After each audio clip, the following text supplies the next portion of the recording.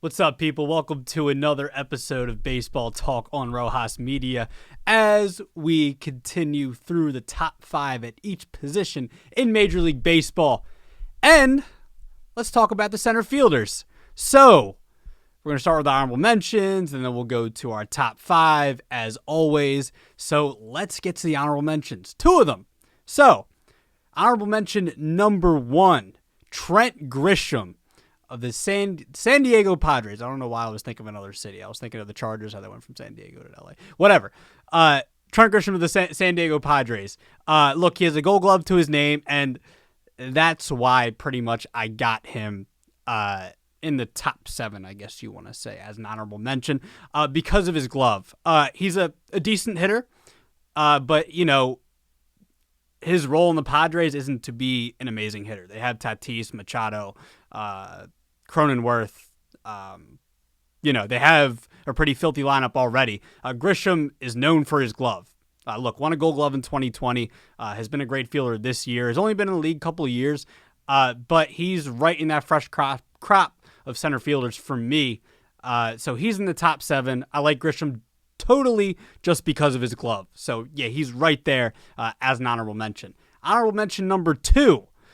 Kind of did some flipping around here with this player before, when I was coming up with the list. But I have him right here as honorable mention number two. Kevin Kiermaier has been one of the staples for the Tampa Bay Rays over the past, 7 or 8 years. Look, again, like Grisham, he's known for the glove. We've seen how many amazing plays has Kiermaier made since he's come into Major League Baseball. We know how good of a center fielder he is in the outfield. He's too good not to keep off. At least the honorable mentions as far as the glove goes. Look, we saw the play where Tyler Glasnow, you could read his lips, he said, "Thank God for fucking Kiermaier," whatever he said. I don't usually curse in these videos, but I'm just saying what he said. And when Kiermaier made another incredible catch. So that pretty much sums up what Kevin Kiermaier is. And what he's been for the Tampa Bay Rays over the past several years. So Kiermaier, strictly, again, for his glove, he's got to be there as an honorable mention. So let's get to the top five, shall we? Coming in at number five, breakout season this year for the Baltimore Orioles. I didn't hear too much about Cedric Mullins. Obviously, we're going Cedric Mullins here. Hadn't heard too much about him since he, before this year, but he broke out this year, and from the start, he had been one of the best center fielders in baseball this year. And look, there wasn't too much, maybe look, I did the right fielders last time, and there were a bunch of right fielders where the top five was stacked. If you want to go look at that or go watch that video, I'll have that in the description box. But the top five right fielders, if you look even 1 through 7, 1 through 8, 1 through 9, honestly, the top 10 of right fielders, it's stacked. Center fielders, not so much. So Cedric Mullins, I'm not saying Cedric Mullins is a bad player. He's a good player. But maybe in some cases I wouldn't even have Cedric Mullins in the top five. But when it comes to center fielders, Cedric Mullins is definitely there. He's got to be there. He enjoyed a breakout season in 2021. 30 home runs, 30 stolen bases, 30-30 guy. We don't get too many of those guys nowadays in baseball. The way the sport is, you're just not going to get too many 30-30 guys. It's like him and Acuna and maybe like Tatis. He had 25 stolen bases this year, though. And that's pretty much like 40-40 nowadays if you have 40 home runs, 25 stolen bases. But Cedric Mullins, he's right up there. And I'm interested to see how good he's going to be going forward because he wasn't on my radar until this year. So I would love to see what he's going to do going forward. So Cedric Mullins, he's coming in at number five. Number four, Pittsburgh Pirates center fielder Bryan Reynolds. Bryan Reynolds, another one. I don't want to say he's had a career like Mullins. I mean, he's had the same amount of service time. They've been in the league. They've been in baseball, both 3 years, I think. And Reynolds, he had a good rookie season back in 2019. And that's why I kind of have him above Cedric Mullins because Mullins has only kind of had this breakout season and he didn't really have, any type of season close to this until 2021. Reynolds, for me, he finished fourth in the Rookie of the Year voting back in 2019. He's proven to be one of the better hitting outfielders in baseball. In the shortened season, he wasn't great, but look, it was sample size. It was like, 50 to 60 games? Like, come on. A guy can get it going after the first 2 months of the season. We've seen that. Christian Yelich and Javi Baez back in 2018 have monster second halves in 2018, and they put themselves in the top 3 in MVP talk. So sample size when it comes to the shortened season. Brian Reynolds, not great in the shortened season, but top 5 in Rookie of the Year voting in 2019. And this year, very good season. 24 homers, 90 RBIs, 11th in NL MVP voting. Get some MVP votes there. 146 OPS plus, like very, very good hitting outfielder. So he's number 4, Brian Reynolds. Number 3, just signed a big contract with the New York Mets, Starling Marte. And I was thinking going into this video, I was like, oh wait, he's in Oakland A, right? But no, he signed that big contract with the Mets. Eduardo Escobar, and a couple other players, Mark Canha, signed big deals with the Mets. Starling Marte is one of those guys. Starling Marte led the majors in stolen bases last year, 47.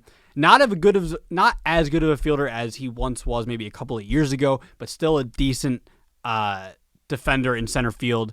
And he gets on base, he steals bases, and he's a solid hitter, hits for average. One of the better hitters in baseball, probably just because of the fact that he can hit over 300. We don't see a lot of hitters doing that nowadays in Major League Baseball. So for all of that, Starling Marte is in my top 3. Has to be. And we'll see what he does with the New York Metropolitans this year. Number 2, Blue Jays center fielder George Springer. Now, there was a time where I was spiting the Astros right after the cheating scandal happened, and he's one of the players I didn't like, George Springer. Still don't love him for what he did, but he's still one of the better hitting outfielders in general in baseball. He was hurt last year. He had a few injuries, and it took him a while to come back for the Blue Jays, but when he came back, he was a great hitter. 22 homers, had an OPS plus over 130. He gets on base. It's all the stuff that we want in a hitter. George Springer is. Hits a lot of home runs. I think he was hitting leadoff for the Astros a couple of years ago. Was one of the better leadoff hitters in baseball. George Springer, with him, it's injuries. But as long as he stays healthy, he's one of the better center fielders in baseball, for sure. And number 1, this is probably number 1 player in baseball. We all know this. Mike Trout. Mike Trout's the number 1 center fielder in baseball. Do we really have to talk too much about Mike Trout? 3 MVPs, finishes top 5 in MVP voting every year. One of the best hitters we've ever seen, probably. People have him on this trajectory to be the best hitter of all time, best player. He might be on that trajectory, but let's hope injuries don't slow him down. Let's not jinx it. Injuries did slow him down this year, and we didn't get a full season of Mike Trout. How crazy would it have been if it was a full, healthy Mike Trout this year with the Shohei Ohtani and what Ohtani did this year? That would have been incredible. And they probably still wouldn't have made the playoffs because that's how crazy baseball is. But just to have seen that spectacle where it would be Ohtani and Mike Trout would have been absolutely incredible. Hopefully we get that this year, though. It's not like they're both old and we might not get that. Like, no, they're still in the Angels this year coming up. And hopefully this lockout only, we don't get any missed time during the regular season. And seeing Trout and Ohtani this year, both healthy and maybe peak form, would be amazing. But as far as Mike Trout, I don't have to say too much. As long as he stays healthy, he's a top 3 player in baseball. He's the best player in baseball, 100% right now. He's still the best player in baseball. And hopefully injuries don't slow him down. So Mike Trout, number 1. You're not going to debate that with me. We all know he's number 1. But debate the rest of the list, though, because the rest of the list is interesting to me. And maybe any players that I left off, there were some decent players that could have made the honorable mentions to me. But the top 7, that's my firm top 5 along with the honorable mentions. I want to hear your guys' takes. Let me know who you have on this list. I want to hear it. Let me know in the comments. Let me know on Twitter and Instagram. I'll have, they're probably right there right now, right there at the bottom of the screen. They're right there. But thank you guys for watching, and until next time.